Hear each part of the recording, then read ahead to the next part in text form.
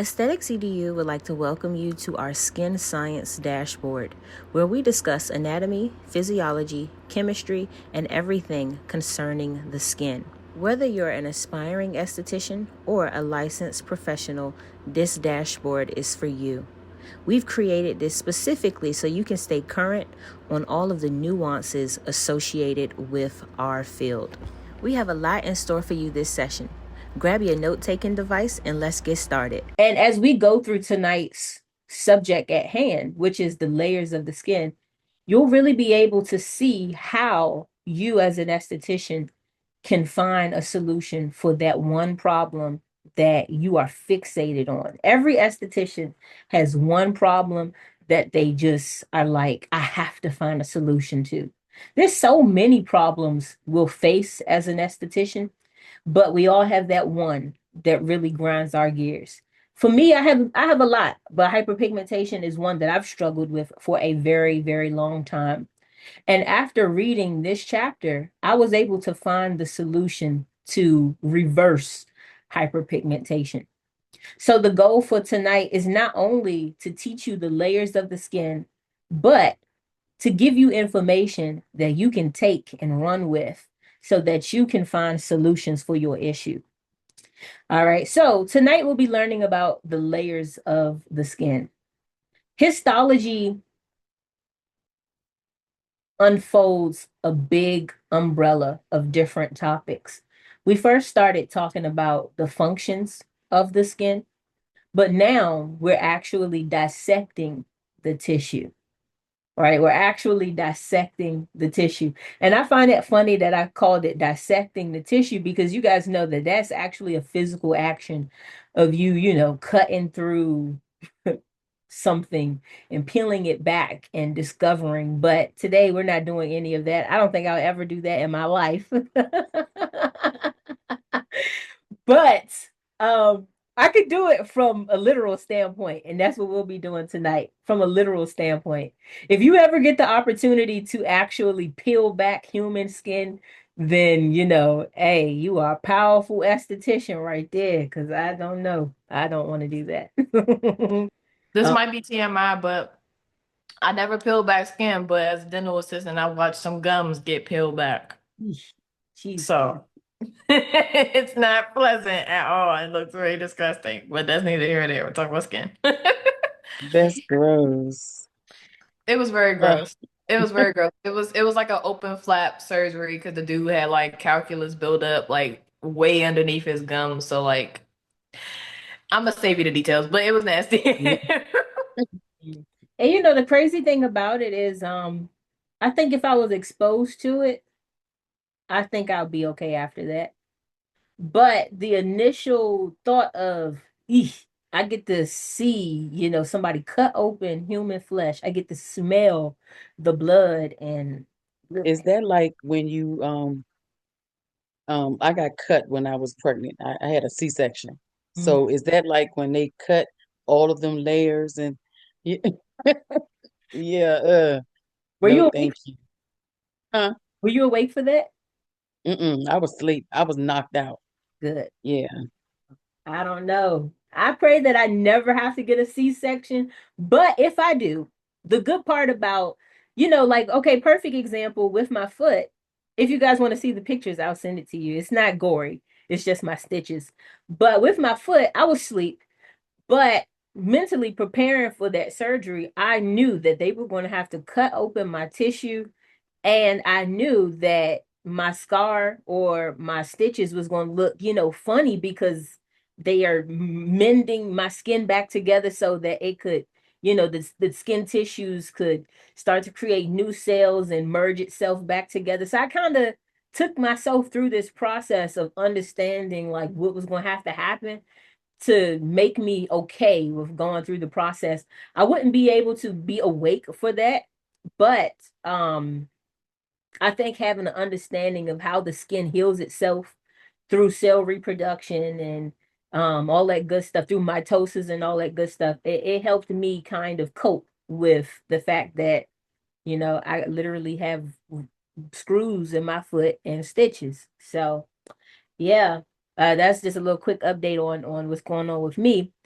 But if you ever find yourself in that predicament, which some of you probably have, like Miss Patrice was just talking about getting a C-section, if you ever find yourself witnessing that or getting a surgery that requires the, I don't know the term for it, but that requires skin to be broken, it's good to understand the different layers of the skin so that you can understand the healing process. As an esthetician, it's good to understand the layers of the skin so that when you treat it, but as a person in general, it's really good to understand the layers of your skin, even when you undergo a treatment, so that you can have a better understanding of your healing process just at home. All right, so let's go ahead and start talking about the layers of the skin. The layers of the skin, there's 3 different layers of the skin, and you'll find that each layer has a layer or has multiple layers within itself. The first layer, which is at the very bottom of your skin, is called the subcutaneous layer. The subcutaneous layer is also known as your hypodermis. It's also known as superficial fascia, but all of that is just a fancy way of saying fat tissue. Your hypodermis or your subcutaneous layer is just fat. It's 80% fat to be exact. Why your subcutaneous layer is important to your skin? Number one, it creates cushion for your body, right? Imagine, so we all have a tailbone, right? But imagine just sitting on flat, like skin and bone. That probably will be very uncomfortable. And so we all have fat tissue on our behinds, and that gives us cushion. Then think about how babies, they prefer laying on someone who has a higher fat content because of the cushion, right? So your subcutaneous layer provides cushion, but it also provides a source of energy for the rest of the body. A fun fact, I don't know if you guys knew this, but your body gets most of its energy from carbohydrates, which are starches, and fats. So your body takes the fat that we ingest from meats, from oils, and it actually turns that into energy. And that is what our body runs off of, carbohydrates and fat. But the fat that your body does not use for energy, it'll store it for energy later. All right. So your fat is actually a source of energy for your entire body. The subcutaneous layer, being that it's made out of 80% fat, the older we get, it decreases and it thins out. That's one of the main reasons why the older we get saggy skin, we'll get fine lines and wrinkles, because the older we get, the less fat we'll maintain. The next layer is your dermis, and the dermis has 2 layers within itself. The dermis is also known as the derma, the corneum, cutis, or what we call true skin. All right. Your dermis is called true skin because technically it's the livest layer of skin. All right. Your fat tissue, that's just, use your subcutaneous layer, that's just fat tissue. The skin above your dermis, that is skin that's constantly dying. But the dermis layer is the layer that has all of the blood vessels. It has all of the lymphatic nodes. It has all of the hair follicles. Life really takes place in your dermis. So the dermis, like I mentioned, it has blood vessels and lymphatic channels that provide nutrients and oxygen to the skin. Your dermis is 25 times thicker than your epidermis. So that layer that we come in contact with the most, the skin under that layer is that thick layer that we call the dermis. Like I mentioned earlier, the dermis is made out of 2 layers. The first layer that your dermis is made out of is your reticular layer. And your reticular layer is very similar to the subcutaneous layer. It's made out of fat primarily, collagen, and elastin. All right, so different things like saggy skin, stretch marks, fine lines and wrinkles, all of these take place because of damage to the collagen and elastin that's found in your reticular layer. All right, so the best way to avoid damage to collagen and elastin, of course, as we age, like I mentioned earlier, that layer depletes. Collagen and elastin, they go through damage just because of daily wear and tear. But the best way to avoid damage to these collagen and elastin fibers found into the reticular layer is to avoid UV exposure, smoking, and other environmental influences. These are the things that damage your reticular layer. All right, so your reticular layer, that's like we mentioned, that is responsible for collagen and elastin. It's also responsible for a lot of the things that we don't like: stretch marks, fine lines, wrinkles, and saggy skin. The next layer right above your reticular layer is your papillary layer. Your papillary layer gets its name from the term papilla, right? So your papilla, inside of your papillary layer, you have nerves, capillaries, and hair follicles, also known as hair papilla. So that's where it gets its name from. All of these things are found in the papillary layer. Your papillary layer is what connects the dermis to the epidermis. All right. And it's about 10 to 20% of the dermis.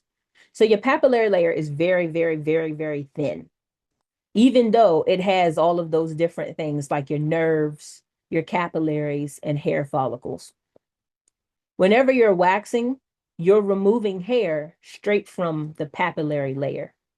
And one of the reasons why hair removal actually hurts the way it does is because it's connected to those nerves. And the reason why sometimes, I don't know if you've ever tweezed maybe a lip hair or something like that, you see a little speck of blood. That's because also in the papillary layer, you have blood capillaries that are attached to the hair follicle. Your papillary layer is not as thick and collagen rich as your dermis, as your reticular layer, but it still does include some collagen and some elastin, but not as much as the reticular layer. All right, so now that we talked about the quote unquote true skin, now we can actually unfold the epidermis. This is the section that's going to take us the longest, but it's not going to take too long. There's a lot to unpack when we talk about the epidermis, mainly because an esthetician primarily works on the epidermis. This is our scope of practice, the epidermis. So y'all know I love etymology. So I wouldn't be me if I did not dissect and break down this word.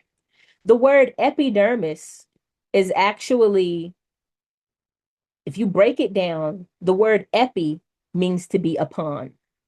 So the epidermis is the layer of skin that's outermost and it sits upon the dermis.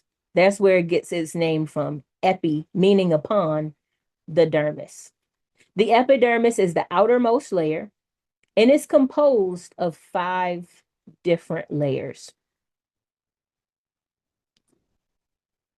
An esthetician's scope of practice is within the epidermis, unless you're working under a medical director, like a nurse or a nurse practitioner or a physician.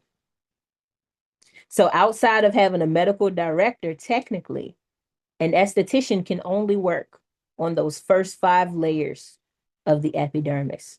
So that means we can't inject anything. That means we can't break the skin. That means working with lasers that actually penetrate the dermis. That's something that we cannot do unless we're under a medical director. The epidermis is made of something we call keratinocytes. Keratinocytes are cells that are made of keratin, and they make up 95% of our skin. These keratinocytes, the skin cells, are surrounded by lipids. And this is what creates those different layers, those 5 different layers of our epidermis. So the first layer that sits right above the papillary layer is the stratum germinativum. This layer, we don't come in contact directly with this layer, but this layer sits right above the dermis. The stratum germinativum is the most livest layer of the epidermis. And it gets its name, germinativum, because germination takes place in the stratum germinativum. Have you guys, I know we probably all have done this, but I don't know if you guys remember being in like the 4th or 5th grade and they gave you a little seed. You wrap the seed up in a wet paper towel, put it in a Ziploc bag, and then, you store it away for a few days. This is the process that scientists call germination, right? This is what happens when a seed starts to sprout before you put it in the ground. And so the process of germination is literally cell reproduction. This is what happens when mother cells turn into daughter cells and create new tissues. So the stratum germinativum gets its name because in this layer, cell reproduction takes place. And there's many different cells that come from the stratum germinativum. All right, so the stratum germinativum, this is the germination or the growth layer, also known as the basal cell layer. Inside of the stratum germinativum, stem cells, also known as mother cells, they divide to form 2 daughter cells. We call this mitosis. Some stem cells and daughter cells, they remain undifferentiated according to the book, and they keep dividing for the constant self-renewal. They either remain stem cells or become something else, like keratinocytes. In the body, some daughter cells go on to become skin cells, glands, follicles, tissues, or organs, whatever the body needs in that specific area. Daughter cells not able to divide anymore, they have the capability to program themselves to end up as one specific type of cell known as terminal differentiation. So inside of the stratum germinativum, let me break this information down. What this passage just told us is that those stem cells, those basal cells, they turn in to different cells according to whatever the skin needs. It can turn into a skin cell, also known as a keratinocyte, or it can turn into a gland. It can turn into a follicle. It can turn into an organ. It could even turn into something called a melanocyte, which, like we mentioned before, is the different cells that release melanin. So all this takes place in your stratum germinativum. Very intricate process. It's so interesting to know that your body is so smart that it could create a cell and then turn that cell into something that's needed to supply the rest of the skin. All of that takes place in the stratum germinativum. The next layer above the stratum germinativum is your stratum spinosum. And this layer continues everything that happened in the stratum germinativum, but it does something specific. Your stratum spinosum is the largest layer of the epidermis, and inside of this layer, it carries out the process of cell rejuvenation, but then those cells also become something called a desmosome. And this actually is a pretty interesting subject. So I'm going to read it directly from the book, and you guys will be able to pick up on it once you get into your textbook. It says, The spiny layer, right above the stratum germinativum, is the largest layer of the epidermis. Cells continue to divide and change shape, and enzymes are creating lipids and protein. So it's continuing everything that it did in the layer just below it. But then the cells create something called appendages. Cell appendages resembling prickly spines become desmosomes. Desmosomes are keratin filaments that assist in holding the skin cells together. So not only is the stratum spinosum continuing to create new cells, but it's creating a substance called desmosomes that bind the skin cells together and strengthen the rest of the epidermis. In the stratum spinosum, you'll also find other cells produced here. You'll find immune cells produced in the stratum spinosum. So there's some cells called Langerhans cells, and these cells are specific to protecting the body, protecting the skin from infectious materials. Langerhans cells are created here. Keratinocytes and melanocytes are continued to be created here as they defend the skin, as they strengthen the skin. And then something called lamellar granules are also created in the stratum spinosum. These contain lipids to maintain the barrier function. So remember, we talked last lecture, we talked about the acid mantle that protects the skin. The stratum spinosum releases lipids that protect and maintain that barrier function. The next layer, right above the stratum spinosum, once again continues the process that the last layer did. Your stratum granulosum, also known as the grainy layer, is responsible for creating natural moisturizing substances. These natural moisturizing substances, they hydrate the skin and they surround the cells. Believe it or not, these lipids, they absorb water and they prevent water loss. So those lamellar granules that were created in the stratum spinosum, they're created and expounded upon in the stratum granulosum as more substances like ceramides, sebum. I think even hyaluronic acid is created in the stratum granulosum. So technically, your skin creates its own moisturizer.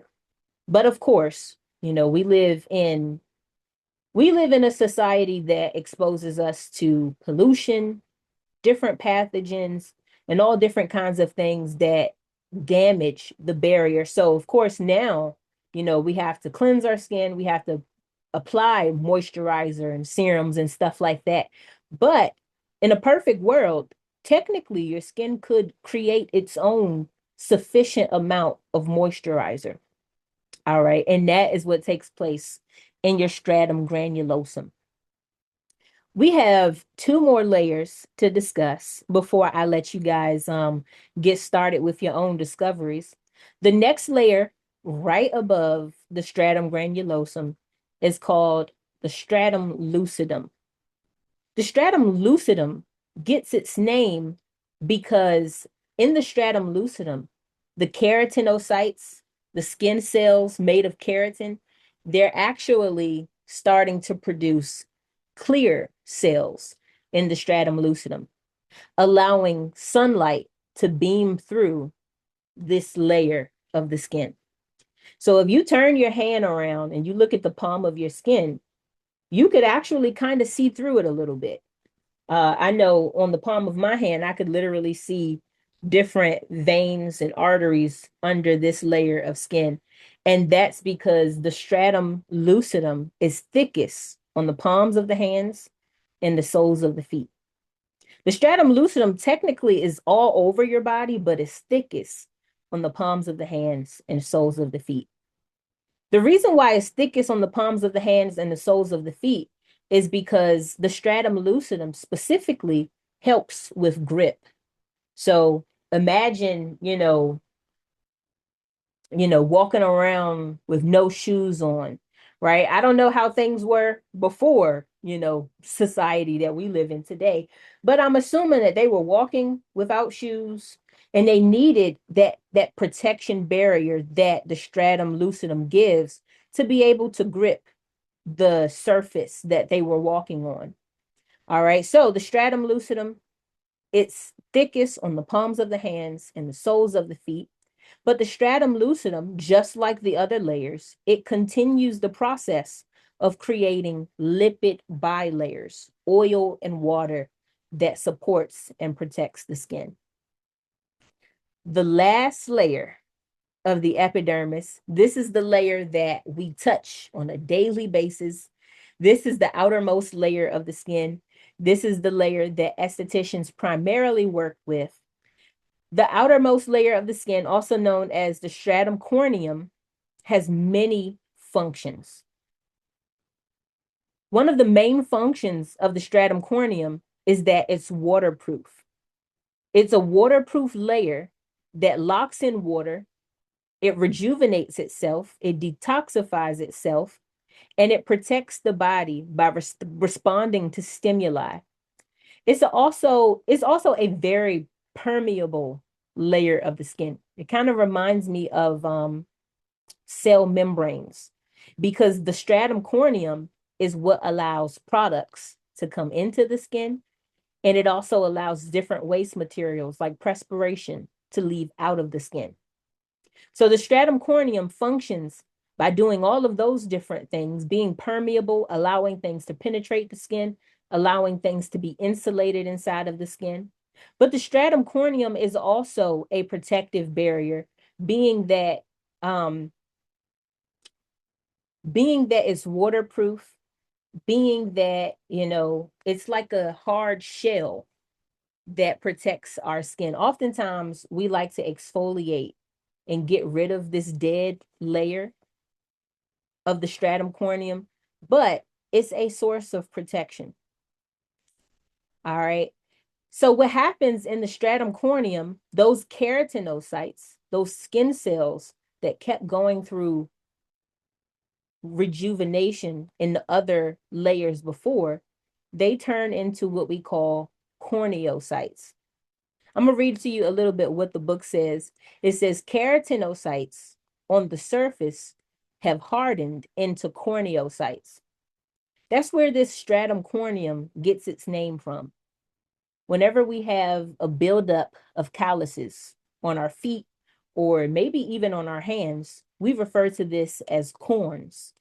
But the stratum corneum is actually nicknamed the horny layer. And the reason why it has that name is because humans, when our skin turns into dead tissue and it builds up, we call those corns. But in animals that have hooves and antlers, or horns, their dead skin turns into layers of hooves and horns. So that's where the stratum corneum gets its nickname from, the horny layer, because those keratinocytes, they hardened and turned in to what we call corneocytes, which is just a fancy name for calling it dead skin. In the stratum corneum, it goes through a process called desquamation. Desquamation is literally the shedding of dead skin. All right. And this process, desquamation, actually occurs in the average human adult, actually occurs every 30 days or so, every 28 days to 30 days. When you're younger, you have new skin cells generating a little bit faster. When you're younger, you may have new skin cells come up every 14 days. But the average adult gets new skin cells or goes through desquamation every 28 days. And the older you get, that process slows down. So 50 and up, they may get new skin cells every 42 days to 84 days, depending on their lifestyle.